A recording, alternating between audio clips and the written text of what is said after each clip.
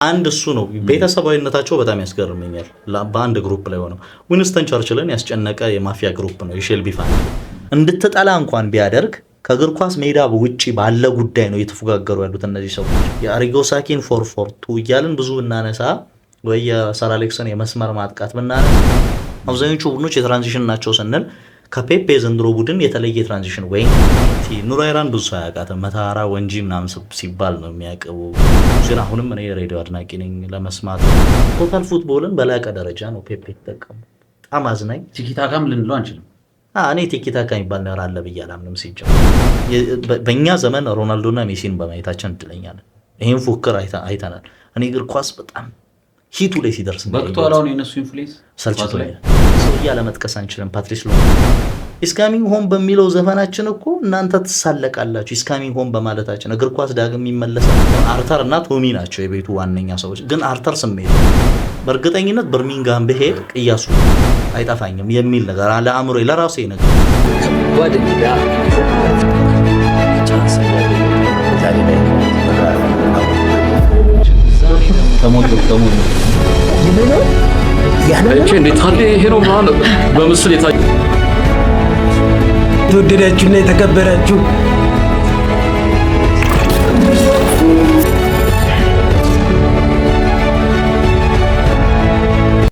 ሰላም ቤተሰቦቻችን እንዴት ናችሁልን?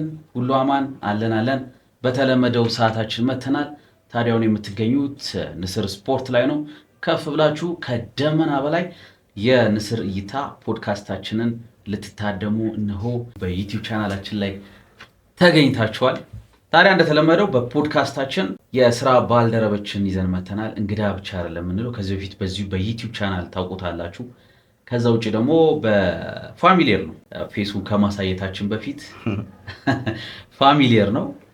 በተወዳጁ ብስራት ኤፍኤም 101.1 ላይ በተለያዩ የቀጥታ እግር ኳስ ስርጭቶች ላይ እንዲሁም ደግሞ የትንተና ፕሮግራሞች የራሱ ፕሮግራሞች ነበሩ። በተለይ ቅዳሜ ጠዋት ላይ እንዲሁም ደግሞ የተለያዩ ፕሮግራሞች ላይ በተወዳጁ ብስራት ኤፍኤም 101.1 ላይ በጥዑም ፕሮግራሞቹ ትንተናዎቹ የምታውቁት በተለይ ደግሞ በማጀቢያ ሙዚቃዎቹ ከጀርባ በላቲን ሙዚቃዎች የምታስታውሱት ተንታኝ።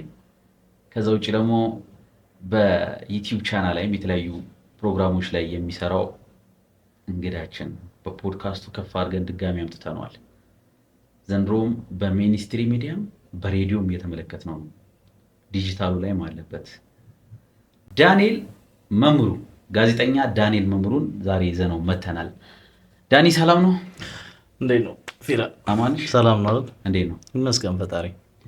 ከቤተሰቦቻችን ጋር ትተዋወቃለህ? ምን ያህል ሰው ያውቀናል እርግጠኛ አይደለንም፣ ግን ሰላም ብያለሁ። ግን እኔ በርካታ ፋሚሊዎች በዚህ ቤት አንዴ መታል ከአንድ ሁለቴ። ድምፅም አብዛኛው ሰው የሚያውቅ በድምፅ ነበር።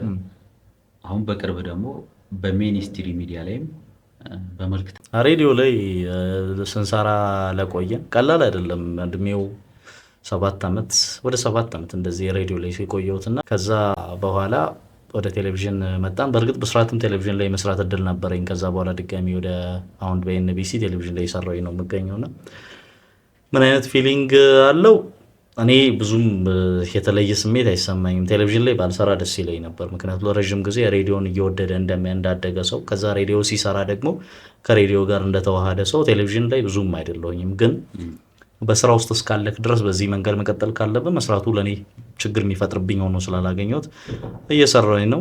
ግን አሁንም እኔ ሬዲዮ አድናቂ ነኝ። ለመስማትም፣ ለዝግጅትም፣ ለምታቀርባቸው ለእያንዳንዱ ነገሮች በጣም ምቹ ሚዲያ የትኛው ነው ብትለኝ አሁንም ሬዲዮ ነው። አሁንም የምሰማቸው ፕሮግራሞች ስላሉ በተለያዩ ሚዲያዎች ላይ እና ሬዲዮ በጣም የሚናፈቅ ቦታ ነው። አሁን ደግሞ ትንሽ ረዥም ጊዜ ሆኖኛል ከቦታው ላይ ከተቀመጥኩኝና ከቴሌቪዥን ሬዲዮ ይሻለኛል። ግን ያው መስራት ስላለበት ሰራለሁ። ዳንኤል መምሩ እባላለሁ፣ መጠሪያ ስሜ ነው። ከዛ ውጭ ግን በስፖርት ጋዜጠኛ ለመሆን እያለመ ያደገ አሁን ህልሙን የሚኖር አንድ ወጣት ከማለት ይልቅ አሁን ወደ ጎልማሳነቱ እየሄድን ነው መሰለኝ። የጎረምሳነቱ የሚወጥ 3-10 አልደረስክም። ቀጣይ እገባለሁ ይመስለኛል። ቀጣይ ነሐሴ ላይ እገባለሁ እና ስለዚህ ወደዛ እየሄድን ነው። ሲዝን 3 እንጀምራለን። ስለዚህ ያንን ህልሙን እየኖረ ያለ አንድ ግለሰብ ነኝ ብዬ ነው የምገልጸው ነኝ። ብዙዎች በውጭ ሀገር ስፖርትም ያውቀዋል፣ ለጥቂት ጊዜ ደግሞ በሀገር ውስጥ ስፖርትም በተለይ ጠንከረ ባሉ ኢሹዎችም ያውቁ ነበረ። በተለይ ደግሞ በተወዳጁ ብስራት ኤፍኤም 101.1 ከመድረስ በፊትም ያሳለፍካቸው ጊዜያቶች አሉ። እንዴት ወደ እግር ኳሱ ዓለም ወይም ደግሞ ስፖርቱን ልትወደው ቻልክ? ከዛ በፊትም ህልሞች እንደነበሩ በተለይ ኳስን መደገፍ እና ኳስን መመልከት በወንድም እንደጀመርክ መረጃውም አለኝና ያን እውነት እስቲ አምጣልኝ። የተወለድንበት ቦታ ኑራይራ ትባላለች። የላይኛው አሻግሮ ኢንዱስትሪ ነው የሚባለው።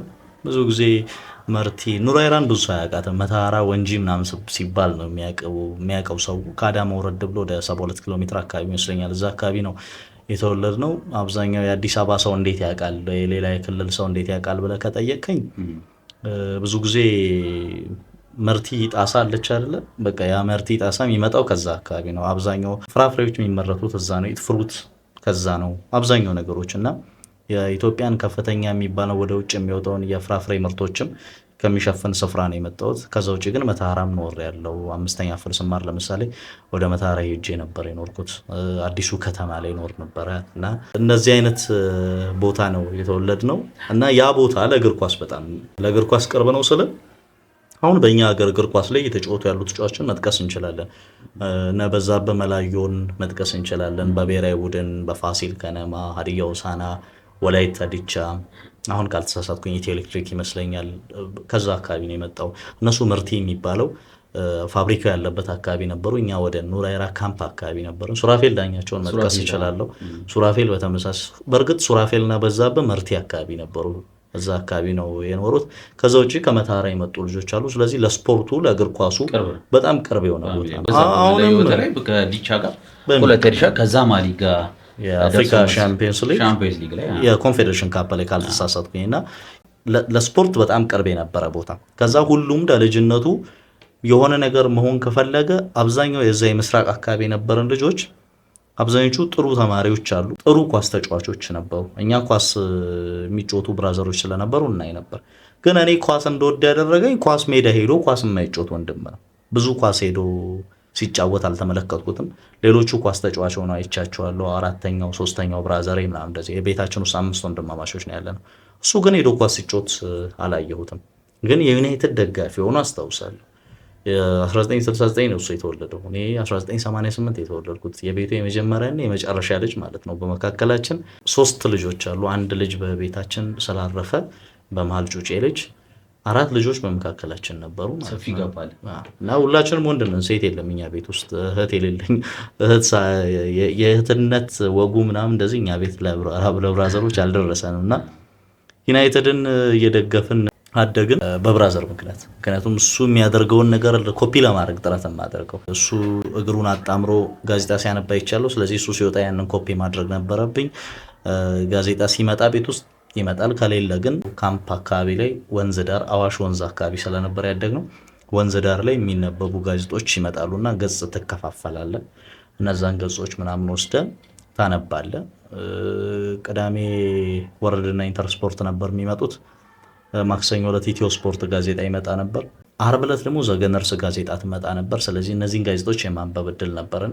16ኛው ገጽ ሊደርስ ይችላል በቅብብል ስናነብ እና ቅብብሉ ሁሉም ነገር ላይ ነው። በነገር ላይ በማህበረሰቡ ኑሮ ውስጥ በሶሻል ላይፍ ሳይቀር ያቅብብል ነበር። ሰዎች ለምሳሌ አንድ ራስ ሽንኩርት እስቲ ላኪ ምናምን ብለው ማዘሮች ለልጃቸውን ወደ ጎረቤት ይልካሉ። አንድ ራስ ሽንኩርት ይልኩልህ ይችላሉ ማዘሮች። እንደዚህ አይነት ዋሪ ያለና ፊልሞች ኢቨን በቅብብል ነበር። ለምሳሌ ፕሪዝን ብሬክ ሲወጣ ኤን አንዱ ቤት እየታየ ከሆነ አንተ ቢን ሊደርስ ይችላል። ቢን እዚህ ጋር እያየ ኤን ያለፈህን ፓርት ማለት ያልገባ ያልተረዳውን ነገር ለማየት ያኛው ሰው እዛ ጎረቤት ያለው ኤን አይቶ ያኔ ደግሞ ማይወጣ ዲቪዲ ማጫወቻዋ ነበረች እና 4 አባወራ ያለበት ግቢ ነው። ሁሉም ፕሪዝን ብሬክን ሲጀምር በዛ ነበር። በእርግጥ ከፕሪዝን ብሬክ በፊት በሲዲ 24 አወር የጃክ ባወር ነበር እነሱን ነበር እና ደግሞ 4 ክፍል ብቻ የነበረው ዘ ኪል ፖይንት የሚል የዘረፋ ፊልም ነበር። እነሷን ክፍል እንደዚህ የተቀባበልክ ምናምን ነው የምታየው። ቅብብሉ እንደዛ ነው። ጋዜጣው ሁሉ ነገሩ በቅብብል ነው የሚደረገውና በእንዲህ አይነት አሲስት ትደረጋለህ እንደዛ አይነት ነገር ነበርና በዚህ ውስጥ ነው ያደግነው። ስለዚህ መዝናኛዎቹ ምንድናቸው ካልክ ኳስ መጫወት፣ ኳስ መመልከት፣ ፊልም ማየት በቃ እንደዚህ ናቸው መዝናኛዎቹ። ሜዳ አብዛኞቻችን ጊዜ የምናሳልፈው ሜዳ ውስጥ ነው ኳስ ለመጫወት ጥረት በማድረግ ከካምፕ ካምፕ እየዞርን በመጫወት። ስለዚህ ከኳስ ጋር የመዋሃድ እድሉ በጣም ቅርብ ነበር ለኛ። ቤተሰብ ደግሞ በራሱ ልጆች የኛ የቤት ልጆች የሚጨምሩልን ነገር አለ። ለምሳሌ እኔ 6 ዓመቴ ነበር 2002 የዓለም ዋንጫ ሲደረግ እና ቤት ውስጥ ይታይ ነበር ኳስ። የፈረንጆቹ 2002 የዓለም ዋንጫ ሲካሄድ ማለት ነው ጃፓን ኮሪያ እና ሲካሄድ ትናንት ደግፍ ምናምን ተኮረኮማል። እዛ የሆነ ገዘፍ ያሉ ሰዎች ትልልቅ ሰዎች ቤት ይመጣሉ። ሲያዩ ጊዜ አርጀንቲናን ደግፍ፣ ፈረንሳይን ደግፍ ምናምን እየተባሉ ያስጨንቀዋል።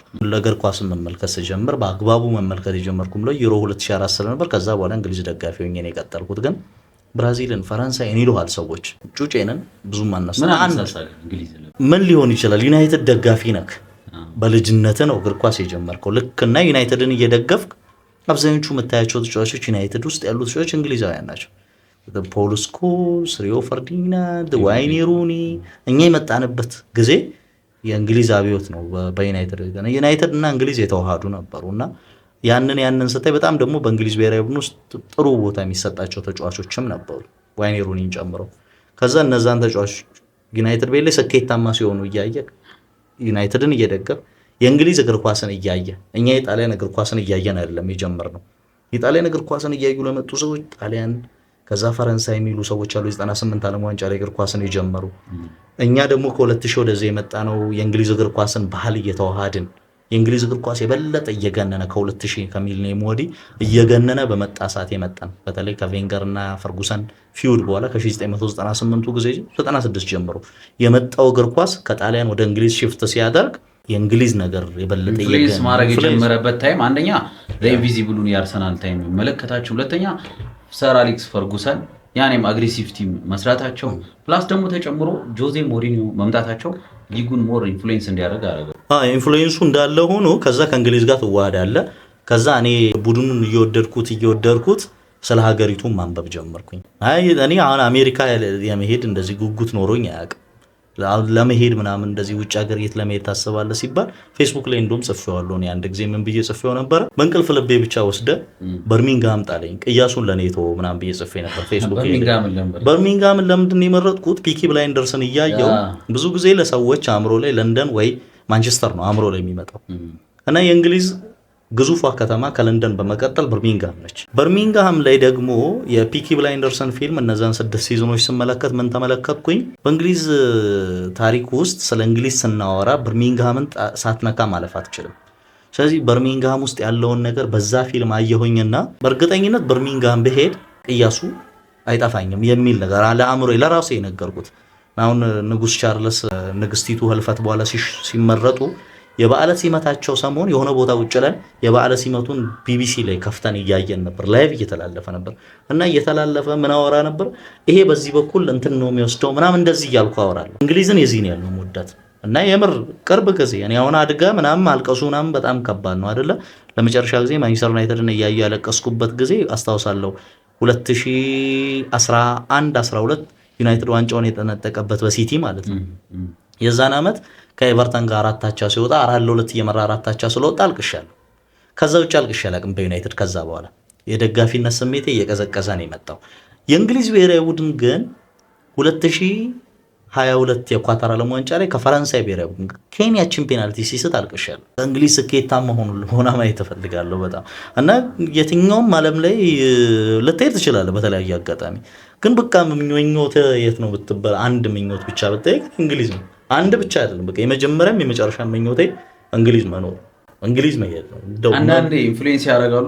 በተለይ አንዳንድ ስቶሪዎች ኢንፍሉዌንስ የሚያደርጉ ይመስላል። ለምሳሌ አሁን በርሚንግሃም እኔም ፒኪ ብላይንደርስን ስመለከት በተለይ ሞር ወንድነት እንዲሰማ የሚያደርግ አይነት ካራክተር ነው ያለው። ሁሉም ካራክተሮች ማለት ነው። በተለይ 4ቱ ወንድማማቾች ውሳኔዎቻቸው እጅግ የሚያስደነግጡ ናቸው አይደለ? ከዛ በኋላ ግን ስቶሪው ኢማጂን ስታደርገው ወደዛ ስቶሪስ የሚከት ይመስላል። እኔ አንድ እሱ ነው ቤተሰባዊነታቸው በጣም ያስገርመኛል። በአንድ ግሩፕ ላይ ሆነው ዊንስተን ቸርችልን ያስጨነቀ የማፊያ ግሩፕ ነው የሼልቢ ፋሚሊ። እንደውም በጣም ምን ያህል ፊልሙ ሰርጾ ገብቷል የሚለውን ማወቅ ከፈለግ ፊልሙ እየታየ አንድ ጊዜ ሆርንስ ላይ የዌስት ብሮም ስቴዲየም ላይ ጨዋታ ሲደረግ ሼልቢ ዊስኪ የሚል ማስታወቂያ ተለጥፏል እና ፊልሙ ላይ ደግሞ ስለ ሼልቢ ዊስኪ ይወራ ነበር አይደለ? የሆነች ፓርት አለችው። ግን እኔ ከፊልሙ ምኑ በጣም ያስገርማል ብትል የሲሊያን መርፊ አእምሮ ነው። ሼልቢ ፋሚሊ መሪ ነው፣ ግን እያንዳንዱን ነገር የሚከውናቸውን ነገሮች ስታይ ምን አይነት አእምሮ ነው። አርተር እና ቶሚ ናቸው የቤቱ ዋነኛ ሰዎች፣ ግን አርተር ስሜታዊ ነው። ቶሚን ግን ለምንድን ነው የምወደው? እያንዳንዱን ነገር ረጋ ብሎ ነው የሚሰው። ካልኩሌትድ ነው። ሲበለጥ ያየሁት አንድ ቦታ ነው በቶም ሃርዲ ማለት ነው። በዛ በእስራኤላዊ ሰውዬ ሲበለጥ አየሁኝ። የጄዊሾችን ማንነት ለማሳየት ሞክረዋል። ምን አይነት ብልህ እንደሆኑ ምናምን ለማሳየት ሞክረዋል እዛ ፊልም ላይ። ቶም ሃርዲ በተደጋጋሚ ቶሚን ሲሸውደው አይቻለሁ። ቶሚ ላይ ሲሸውድ፣ ከዛ ሉካ ቻንግሬታ ደግሞ አለ እዛ ቦታ ላይ ኦስካር አሸናፊ ነው። ፒያኒስትን ያልተመለከተ የለም የዛን ሰውዬ ተውኔት። ሊቤሪን እዛ ጋር ሄዶ ኦስካርን ሲያሸንፍ ሄዶ የሳመበት መንገድ አይረሳም። በጣም አስገራሚ መነጋገሪያ ርዕስ ሁላ ሆኖ ነበርና ፒያኒስትን ያየ ሉካ ቻንግሬታ ሌላ ፊልሙን ያሳመረ ሌላ ከባድ ማለት ጣሊያናዊ ፌላጊን ኔቨር ዶንት ጊቭ አፕ ያለ ፓርት በጣም ግን ምኑን ታደንቅለታለህ? ሲፈተን ቶሚ መልሳለሁ፣ ሲፈተን ቶሚ መልሳለሁ። እያንዳንዱ ነገሮች ግን በብልሃት በካልኩሌሽን ነበር የሚወጣ የነበረውና ፊልሙን እያየ ያንን ነገሮች እንትን ትላለህ። ከዛ ደግሞ ኡናይ ኤምሬ ከዛ ፊልም ጋር በተያያዘ ያነሱት ነጥብ ነበር። አስቶን ቪላን ሲይዙ አሁን ፒኪ ብላይንደርስ የተባለ እንግሊዘኛው ከባድ የሆነ ፊልም ጀምር ያለው እያሉ ያወሩ ነበር። በቃ ሚስተር ጉድ ኢቭኒንግ እያሉ ሙድ ተይዞባቸዋል በአርሰናል። ድጋሚ አስቶን ቪላን ሲይዙ እሳቸው ይሄንን ፊልም መከታተል ነበር። ስኮቲሽ እንግሊሽ ነው፣ ይከብዳል። በጣም ከባድ ነው። እኔ አንደኛው ሲዝን ለመጨረስ ስለከበደኝ ደግሜዋል ፊልሙን። አሁን ድጋሚ ከቶማስ ሼልቢ ጋር በተያያዘ ፊልሙ እንደ አዲስ አለ።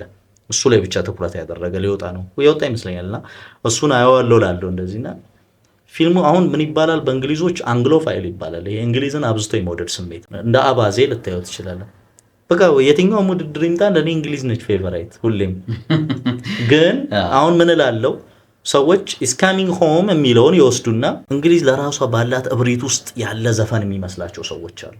ኢስ ካሚንግ ሆም እንደዛ አይደለም ዘፈኑ። በእነዚህ ዘመናት ሁሉ ዋንጫ በመራብ ዋንጫ ስኬታማ ለመሆን ባሰፈሰፉባቸው ዘመናቶች ሁሉ የደረሰባቸውን ስብራት የሚያወሩበት ነው። ሀዘናቸውን ምናምን የሚገልጹበት ነው ዘፈኑ። 1966 ላይ ዋንጫውን ካነሱ በኋላ ስንት ስብራት እንግሊዝ አጋጥሟታል። ራት ታሪካቸው እያንዳንዱን የስብራት ታሪካቸው ሰው ያችን ኢስካሚንግ ሆም ይወስድና ሰው ያችን ኢስካሚንግ ሆም ይወስድና ፈን ያደርጋል። እንደውም እነሱ እንደዛ ነው የሚሉት። ግን ምን ይሉት እነሱ እንደዛ ነው የሚሉት። ኢስካሚንግ ሆም በሚለው ዘፈናችን እኮ ኢስካሚንግ ሆም በሚለው ዘፈናችን እኮ እናንተ ተሳለቃችሁ። ኢስካሚንግ ሆም ብለን እኛ በማዜማችን በእኛ ቁስል ብለን እኛ በማዜማችን በእኛ ቁስል ጀርመንን እናንተ ተሳለቃላችሁ። ጀርመንን በዚህ ዘፈን የሚጠሉበት አንደኛው ምክንያት በዚህ ዘፈን ስለሚሳለቁባቸው። ለምንድን ነው ግን አሁን እዚህ ጋር ፖይንት ሊያዝና እግር ኳስ እውነትም ከወደ እንግሊዝ ነው መነሻዋን ያደረገችው ወይስ ደግሞ እንግሊዛዊ ሆኖ ጀርመን ላይ ነው መነሻዋን ያደረገችው? ኖ አሁን እግር ኳስ የተጀመረው ነው ሲባል ሰዎች ቻይና ምን ይላሉ? እንደዚህ ቻይና ብራዚል ይላሉ። በቃ ዘመናዊ እግር ኳስ የተጀመረው በእንግሊዝ ነው። ዘመናዊ እግር ኳስ እኛ ተጫውተን ያደግንበትን ጨርቅ ኳስ አንቆጥርም።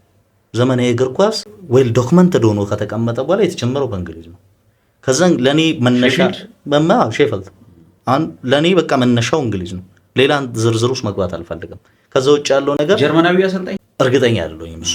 ግን እዚህኛው ላይ ስለ እንግሊዝ ሳወራ እንግሊዝ ዘመናዊ እግር ኳስን አስተዋውቃናለች። እንግሊዝ በየሳምንቱ የምናወራለትን ሊግ ሰጥታናለች። በየሳምንቱ ቁጭ ብለን እስቲ ቅዳሜና እሑድ የእንግሊዝ ፕሪሚየር ሊግ ይዘጋ፣ ስፔን ላሊጋ ላይ ሄዶ ጣሊያን ሴሪያ ላይ ሄዶ የሚዝናና ሰው ያምጣልን። ሰው ጣሊያን ሴሪያና ስፔን ላሊጋ ቅርብ ጊዜ ወዲያ ያዝናኛ አይደለም፣ እንደውም ጣሊያኑ ይሻላል። እንግሊዝ በየሳምንቱ የምንዝናናበትን ሳምንት ላይ ኢንተርናሽናል ብሬክ ሲመጣ ሳምንቱ እንዲሰለቸን የሚያደርገንን ሊግ ሰጥታናለች። ምንፋጭባቸው፣ ምንከራከርባቸውን፣ ምንኮራረፍባቸውን ክለቦች ሰጥታናለች። ምንጠላት በምንድን ነው? ምንጠላበት ምክንያት እግር ኳሳዊ ነው። በእግር ኳስ ምንድን ነው እንግሊዝን ምንጠላት? እንግሊዝ መሰሪ ነች፣ እንግሊዝ እንደዚህ ነች፣ የቀኝ ግዛት ዘመኖቿ ምናምን ይላል። ለዚህ ስለ ዲስከቨሪ ስለ አሳሳ ስናወራ እንግሊዝ አይደለም የጀመረችው፣ ፖርቹጋልና ስፔን ነበሩ የመጀመሪያዎቹ አሳሾች። ስንት ሀገር የቀኝ ግዛት እድሉን ለመጠቀም በተለያየ ዓለማችን ክፍል ገብቷል። ለምን ሰው ቤልጂየምን አይጠላም? የቤልጂየሙ ንጉስ ሊዮፖልድ ካልተሳሳትኩኝ ስንት ኮንጎዎችን ጨፍጭፎ ስንት ሰዎችን እንደ በእንስሳት ማቆያ ውስጥ እንዲጎበኙ አድርጓል እንደ ዝንጀሮ። ሁሉም ዓለም ላይ ያለ ሀገር የበላይነቱን ለማሳየት ብዙ ኃጢአት ሰርቷል። ዘ ስክራምብል ኦፍ አፍሪካ ላይ ገብተህ ብታይ አፍሪካን የመቀራመት እቅዳቸውን ሲያወጡ ብዙ አውሮፓውያን ሀገራት ቁጭ ብለው አይተዋል። ጣሊያንን በል እንግሊዝን በል ጀርመንን በል ፈረንሳይ፣ ሁሉም ሀገር ግን ሁሉም ሰው እንግሊዝን የሚጠላበት ምክንያት ሲባል ስለ እንግሊዝ ቀኝ ግዛት ስለ እንግሊዝ ሰይጣንነት ያወራና በተለያዩ የአፍሪካ ዓለም ላይ የተለያዩ ቀኝ ግዛቶችን ስታደርግ የነበረችን ፈረንሳይ ሲያወራለ ክፋት ሲያወራ አይታይም። 6 ሚሊዮን የሚደርሱ አይሁዳውያንን የጨፈጨፈች ጀርመንን በክፋቷ ሲጠቅሳት አታይም። የቅድም የጠቀስኩ የቤልጂየምን ታሪክ አይጠቅስልህም። ሁሉም የራሱ ኃጢአት አለው። ከዛ ኃጢአቱ የሚጎላው እግር ኳሱ ላይ ለምንድን እንግሊዝን ማደግፈው ሲባል ጣሊያንን የሚደግፍ ኢትዮጵያን ቀኝ ግዛት ለመግዛት ኢትዮጵያውያንን ለመግደል የመጣችውን ጣሊያንን የሚደግፍ ሰው እንግሊዝን ለምንድን ማትደግፈው ሲባል መሰሪ ስለሆነ ጣሊያንን መሰሪ ስለሆነች ነው ኢትዮጵያን ልትይዝ የመጣችው። ከአፍሪካ ውስጥ እሷም የሚገባት ድርሻ አለኝ ብላ ስላሰበች ሂስትሪ ላይ ተምረን መልኩ 9ኛ ክፍል 10 ያፈል ስክራምብል ኦፍ አፍሪካ ላይ ቁጭ ብለው ከተወያዩ ሀገራት መካከል አንዷ ነች። ለምንድን ነው ጣሊያንን እንግሊዝን የሚጠሉ ሰዎች በፖለቲካል አይዲዮሎጂ ወይም በተለያየ ጉዳይ ከሆነ ለምን ጣሊያንን ማይጠሉ? አጼ ምኒልክ አልጋ ይዘው በተኙ ጊዜ ትሪፓርታይል ትሪቲ በሚል ፈረንሳይ ጀርመንን የመሳሰሉ ሀገራት ኢትዮጵያን ራሳቸው ለማስተዳደር መጥተው አጼውን አልጠየቁም። የሆነ ማግኘት የሚፈልጉት ነገር ስላለ ነው። የራሳቸውን ጥቅም ፍለጋ ነው አውሮፓውያኑም ሆነ የተለያዩ የዓለማችን ክፍል አፍሪካ ላይ ይመጡ የነበሩት። እንግሊዝ የምትጠላበት ምክንያት ሌሎቹም የሚጠሉበትን በደል ሰርተዋል። አይሁዳውያኑ ምን ስላጠፉ ነው ጀርመን ያሁሉ ጭፍጨፋ ያደረሰችው? ፈረንሳይ አሁን ድረስ በአፍሪካ ውስጥ የተለያዩ የእርስ በርስ ጦርነቶች እንዲነሳ ምክንያት በሆኑ ቦታዎች ላይ እጇ የለም። እንግሊዝ በብቸኝነት የምትጠላበትን ምክንያት እረዳዋለሁ። ላይ አሁን ለምሳሌ ኮምፒቲሽን ይበዛባል። በተለይ ደግሞ ነምበር 1 ስትባል ወይም ቁጥር 1 ስትባል ዶሚነንት ስታደርግ ኮምፒቲሽን ይበዛባል። የመጠላት ሚስጥሩ ዋነኛው እሱ ይሆናል ብዬ አስባለሁ። ምክንያቱም ከዛ በፊት ቶታል ፉትቦል ባለበት ታይም ላይ ያኔ አጂፕ በሚያስተላልፍበት ጊዜ ሴሪያ ነበር ሲታይ የነበረው አይደል? በተለይ ከካልቺዮ ፖሊ በኋላ ዳለ ዶሚናንት የሚያደርገው እግር ኳስ ወደ ቢዝነስ ተቀየረ። ቢዝነስ ብሮድካስቱ በጣም ቢዝነስ ያገኛል። ብዙ የሚዲያ አካላቶች ገንዘብ ማግኘት ጀመሩ። ከዛ በኋላ ሜዲካል ያሉ ሰዎች ገንዘብ ማግኘት ጀመሩ። ኢቨን የኮንስትራክሽን ሰዎች ስቴዲየም በመገንባት ሳር በመንከባከብ ዘመናዊ በሆኑ መንገዶች ቢዝነስ ማግኘት ጀመሩ፣ ኮንትራክተሮች ማለት ነው። ከዛ በኋላ በርካታ ተጫዋቾች ፕሮፌሽናል ላይፋቸው ከአፍሪካም ከኤሲያም ከተለያዩ ቦታ ላይ ወደ ቢዝነስ እግር ኳስ የተለያዩ ዲፓርትመንቶችን ይዟል። እግር ኳስ መጀመሪያም ቢዝነስ ነበር። ፊራ ጣሊያን በዛ በጣም እግር ኳሷ ደምቆ በሚታይባት ጊዜ ገንዘብ ታወጣ ነበር። ለምሳሌ 2000ዎቹ መግቢያ ላይ እኮ የጣሊያን 5% የሚሆነውን ጂዲፒ ብትመለከት የሚሸፍኑት 2 ክለቦች ነበሩ፣ ኢንተር ሚላን እና ዩቬንቱስ ነበሩ። በዚህ በኩል በዩቬንቱስ በኩል የአኘሊ ቤተሰቦች አሉ፣ በዚህ በኩል በኢንተር በኩል የሞራቲ ቤተሰቦች አሉ። ለረጅም ዓመታት እስከ 2000ዎቹ ድረስ ያለማቋረጥ የዝውውር ሪከርድ ይሰብሩ የነበሩት በየዓመቱ የዝውውር ሪከርድ ይሰብሩ የነበሩት የጣሊያን ክለቦች ነበሩ። ጃንሉጂ ቡፎን እኮ ከ30 ሚሊዮን ዩሮ በላይ ወጥቶበታል። ያኔ 2000ዎቹ ላይ 2000 መግቢያ ላይ ዳይሬክት ነው ኢንዳይሬክት ከፓርማ ዩቬንቱስ ሲፈርም ያኔ በተለይ ሪከርድ ክፍያ ነበር እንጂ ለግብ ጠባቂዎች መሳቱ ሙስናውን ትተነው በዝውውር ለምሳሌ 1975 ላይ 1 ሚሊዮን ፓውንድ ያወጣ የመጀመሪያው ክለብ የምናውቀው ጣሊያን ውስጥ ነው። 1975 ላይ ናፖሊ ነበር ያወጣው። ናፖሊ እንደውም ሞጊ ነበሩ አለ በወቅቱ አስተዳደሩ። ሞጊማ በኋላ ነው፣ ሉቺያኖ ሞጊ የመጡት በኋላ ላይ ነው። ካልቺዮፖሊ ላይ የሳቸው ስም የሚመጣው 1975 ላይ ናፖሊ 1 ሚሊዮን ፓውንድ አወጣል ለተጫዋች ለማስፈረም። ማራዶናን አስፈርሙ። ግን ናፖሊ ምን ተብሎ ነበር ይገለጽ የነበረው? እናንተ አፍሪካዊ ከጣሊያን ዩኒፊኬሽን በኋላ እንደ ጣሊያን አንድ ክፍል የማይቆጠር የተገለለው ግዛት ነበር። የጣሊያን ሴሪያ ዋንጫ አንስቶ የማያውቅ ቡድን ነበር። ግን ገንዘብ ያወጣ ነበር ናፖሊ። ካሬካ ነበሩ፣ እነ ጆርዳኖ ምናምን የነበሩበት ዘመን ነበር። ከነ ማራዶና ጋር ማጂካ የተባለ ጥምረት እስከ መፍጠር የደረሱበት ነበር። ከኤሲ ሚላን ጋር ያውም ሲልቪዮ በርሉስኮኒ ከመጡ በኋላ ሚላን ያ ሁሉ ገንዘብ በሚያወጣበት ጊዜ እነ ሩድ ጉሌት እነ ፍራንክ ራይካርድ ማርኮ ቫን ባስተንን በሚያመጣበት ዘመን መጥተው ናፖሊ በጣም የተገለለው ክፍል ድሃ የሚባለው ጭቁን የሚባለው ክለብ ዋንጫ አንስቷል። ላትሲዮ በጣም ብዙ ገንዘቦችን ያወጣ ነበር። ሌሎች እነ ፊዮረንቲናን መጥቀስ እንችላለን። እነ ባቲስቱታ እኮ እዛ ይጫወቱ ነበር።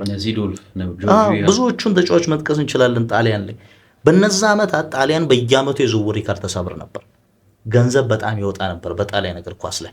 ግን እነ ዲያጎ ሲሞኒ ሳይቀር እዛ ነበር ይጫወቱ የነበሩት። እንግሊዝ ጣሊያኖች ይጠቀሙበት የነበረውን መንገድ የበለጠ አላቀችውና ቢዝነሱን ከፍ አረገችው። ሌሎቹ ይሰብሩት የነበረው ሪካርድ ራሷ መሰባበር ጀመረች። መጀመሪያ ግን ስፔኖች ነበሩ ሪካርዱን ይሰብሩ የነበሩት።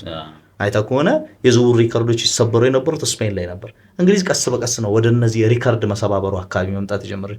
እስቲል እኮ እንግሊዝ ብዙ ሪካርዶችን አሰብረም የራሷን ሪካርዶች እንጂ የዓለም ሪካርድ እናም ስትሰቅላት የለም። ስቲል አለ አሁን ለምሳሌ የኔይማር ነው አይደል? ኔይማር ጁኒየር ነው ያለው። ከዛ በኋላ የማን ነው?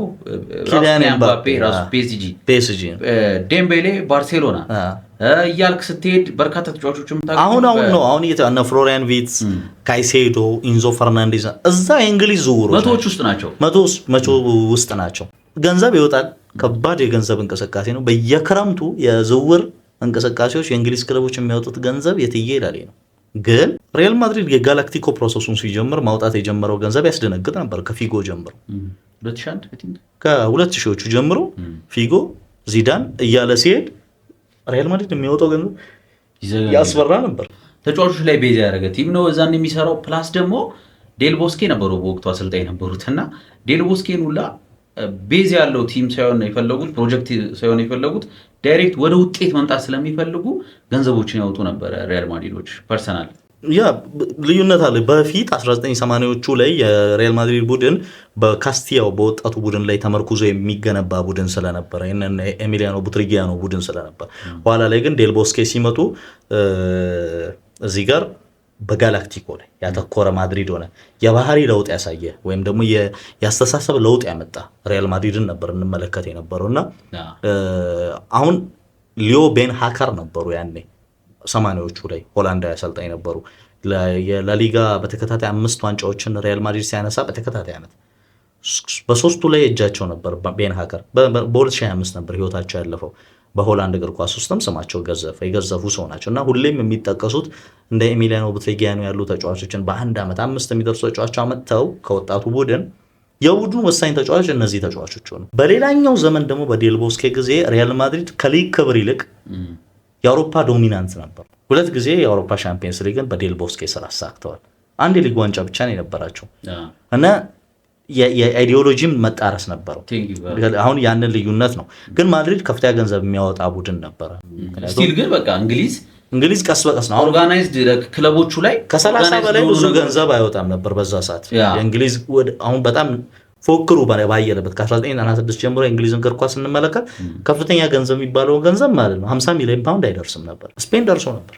ስፔን ቆይቷል እንደዚህ አይነት የጋላክቲኮ አስተሳሰብ ከመጣ ማለት ነው። የእንግሊዝን እግር ኳስ ለምን ከፍተኛ ገንዘብ መውጣቱን የላቀ ያደርገዋል የሚለውን ከቴሌቪዥን ራይት ክለቦች እኩል ነው የሚያገኙ። ሲወርዱ ፓራሹት ፔይመንት አላቸው። ስለዚህ ሻምፒዮንሺፕ ላይ ያለ ክለብ 30 ሚሊዮን ፓውንድ ቢያወጣ አስገራሚ አይደለም። ከሻምፒዮንሺፕ ያደገው ክለብ ይዞት የሚመጣው ገንዘብ በዓለማችን ላይ አውሮፓ ሻምፒዮንስ ሊግም ከዓለም ዋንጫም የሚልቅ ነው። ስለዚህ ይዞት በሚመጣው ገንዘብ እንደ ሰንደርላንድ አይነት ውድ ዝውውሮችን ማድረጉ አስገራሚ ይሆናል። ሪካርዱን ደጋግሞ ቢሰብራ ያስገርም። በምን አይነት መንገድ ነው ገንዘብን የምታወጣው? ስለዚህ እሱ ነው ማተር የሚያደርገው በፕሪሚየር ሊጉ ሰርቫይቭ ለማድረግም ላለማድረግም። ፕሪሚየር ሊጉን መስለ ገንዘብ ስታወጣ እንደ ሰንደርላንድ አይነት ውጤት ይሰጣል። ፕሪሚየር ሊጉን የሚመስሉ ዝውውሮችን የግራኒት ዣካን ዝውውር ተመልከት። እንደዚህ አይነት ዝውውሮች አሉ። ፕሪሚየር ሊጉ ላይ ክለቦች ሁሉም ፈርጣማ ናቸው። ከኢንተር ሚላን ጋር ሄዶ ዌስትሃም እኩል ለማውጣት መፎካከር ይችላል ከሴሪያው መሪ ጋር። አቅማቸው እዚህ ነው ያለው። ጣሊያን ላይ ግን የግብር ህጉ ምኑ ይይዛቸዋል። ስለዚህ እንግሊዝ ልክ ጣሊያኖች በሆነ ወቅት ላይ በዝናቸው በናኘ ሰዓት ያደርጉት የነበረውን መንገድ ነው አሁን እየተከተለች ያለችው።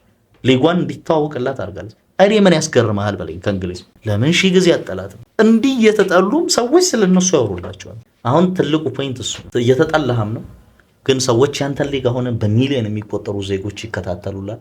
በሚሊዮን የሚቆጠሩ ዜጎች የሚወዱትን ክለብ ለመከታተል በጎብኝነት ሰበብ ይመጣሉ።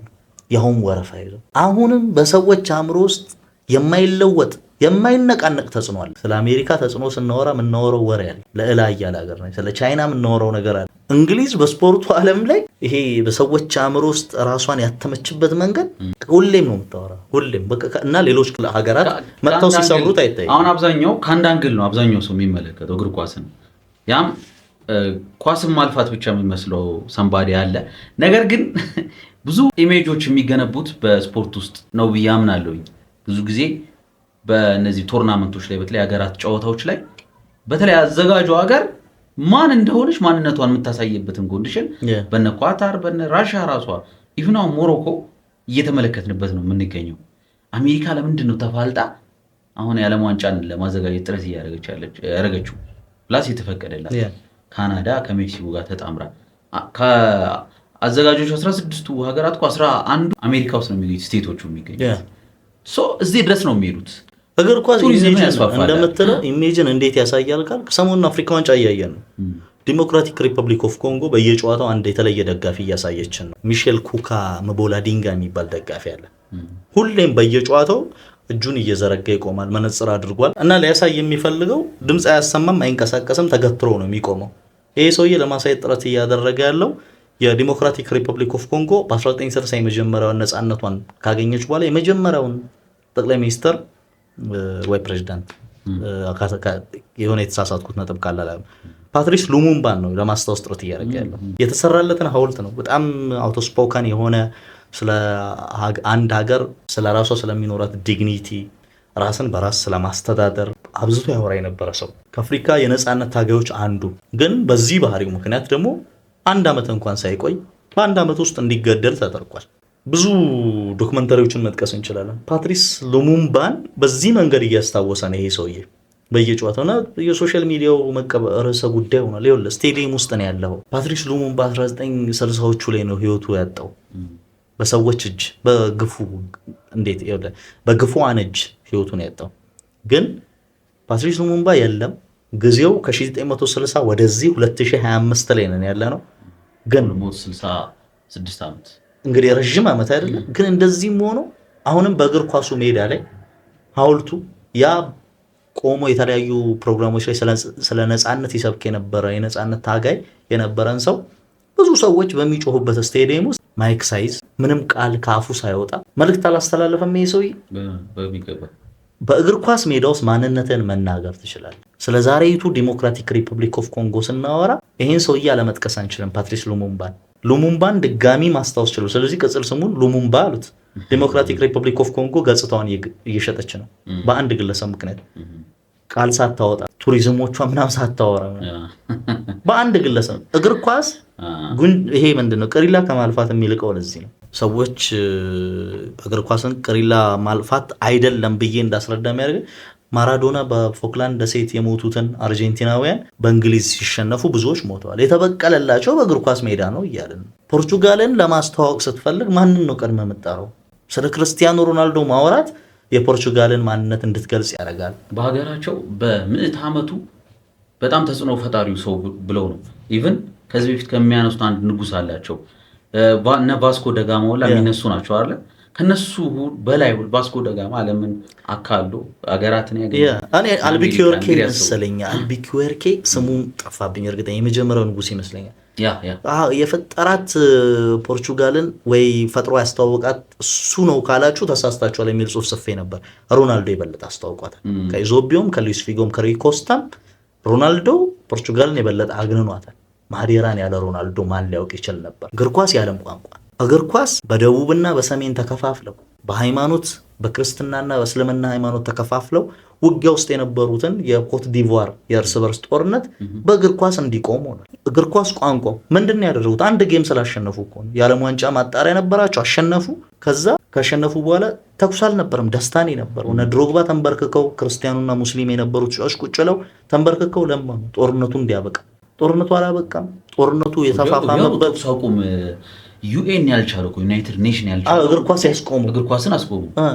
ቦዋኬ ላይ ጦርነቱ በጣም የተፋፋመበት ቦዋኬ ላይ እግር ኳስ ጌም ተደርጓል። ከዛ በኋላ እርስ በርስ ጦርነቱ ካበቃ በኋላ አሁን ጦርነት ላይ የምትገኘው ሱዳን አንድ ቀን ኢኳቶሪያል ጊኒን አሸነፈች፣ ከምድቧ ማለፍ ችላለች። ከዛ በኋላ በአካባቢው ለአንድ ቀንም ቢሆን ራሳቸው ኮይሲያፒያ ሲያወሩት ነበር፣ ለአንድ ቀንም ቢሆን መሳሪያ ሲያስቀምጡ መመልከት ትልቅ እረፍት ነው። ግን የበለጠ ደግሞ ቋሚ እንዲሆን እንመኛለን አሉ። ይህ ትልቅ ነገር ነው። ለምን እያወራን ያለነው 150 ሺህ ህዝቧን ስላጣች፣ በሚሊዮን የሚቆጠሩ ዜጎቿ ከቤት ንብረታቸው ስለተፈናቀሉባት፣ ከባድ የሚባል ጅምላ ጭፍጨፋ የደረሰባት ስላለች፣ ግን እግር ኳሱን ሲያዩ ተስፋ ስለሚያደርጉ። ኮቪድ ሲመጣ ኮቪድ ብዙ ህዝብ ነው ቤርጋሞ ውስጥ የጨፈጨፈው። በጣም ከፍተኛ ህዝብ ብዛት ህዝብ ያጣችው ቤርጋሞ ከዓለማችን የሆነች አንድ ግዛትን ብቻ ከወሰድን ጣሊያን ውስጥ አታላንታ የሚገኝባት ቦታ ማለት ነው። በአጠቃላይ በሎምባርዲ ውስጥ ከ40 ሺህ በላይ ዜጋ ሞቷል። ቤርጋሞ ደግሞ የበለጠውን ቁጥር ትወስዳለች። ያ ህዝብ ግን ሆስፒታል ውስጥ ሆኖ ተኝቶ ለሞት የሚያጣጥረው ህዝብ ተስፋ ለማድረግ የሞከረው 4 ውስጥ ገብቶ በነበረው በአውሮፓ ሻምፒየንስ ሊግ ግማሽ ፍጻሜ ድረስ በተጓዘው አታላንታ ነው። እግር ኳስ ያለም ቋንቋ ያውም የበሽታው መገኘት ዋነኛ ምክንያት ነው ተብሎ የሚታመነው በሚላን ከተማ የተደረገው የቫሌንሲያና የአታላንታ ጨዋታ ነው ተብሎ ነው የሚታመነው። የከተማው ከንቲባ ጆርጂዮ ጎሪ ሳይቀሩ ሄደዋል ቤተሰባቸውን ይዘው። እኔ መጨባበጣችሁን አታቁሙ፣ እኛ በጋራ መኖር የለመድን ሰዎች ነን ይሉ ነበር። ግን ራሳቸውን በምን ያስተዋውቁ ነበር? በእግር ኳስ። አሁን ይህንን ነው መመልከት ያለብህ። በእግር ኳስ ምንም ሳታወራ አንዳንድ ጊዜ እግር ኳሷን እያንከባለልክ የምታወራው ቋንቋ አለ። በቃ የተለየ ነው። እኔ በእግር ኳስ ውስጥ የማገኘው ሰላም ሌላ ቦታ አላገኘው። እግር ኳስ በቃ መደበሪያዬ ነው። ስቃለሁ፣ ያስከፋኛል፣ ያስቆዝመኛል እና ደግሞ እንጀራዬም ነው። ከሰው ጋር ያጋጨኝ ለብዙዎች እንጀራ ሆኗል። ኢቭን አሁን በሬዲዮ እንኳን ብትመጣ ኮመንታተር መሰለ መንግስቱ በተወዳጁ ብስራት ኤፍኤም 101.1 እግር ኳስን ወደ ቢዝነስ ከቀየሩ ሰዎች መካከል አንዱ ነው። በጣም ፕሮፖዛል ሊሰራበት የሚችልና አናላይዝ ሊሰራበት የሚገባ ጉዳይ ይመስለኛል አይደለ? አሁን በርካታ ጋዜጠኞች በስሩ አሉ። እሱም በተለያዩ ፕሮዳክቶች ላይ ይገኛል እና ወደ ሀገራችን እንኳን ስትመጣ አንድ ትልቅ ቢዝነስ ነው። ያ በሚገባ እኛ ሀገር አሁን ተጫዋቾቻችን የሚያገኙት እኔ አሁን በጣም ከፍተኛ ገንዘብ ያገኛሉና የሚል ክርክር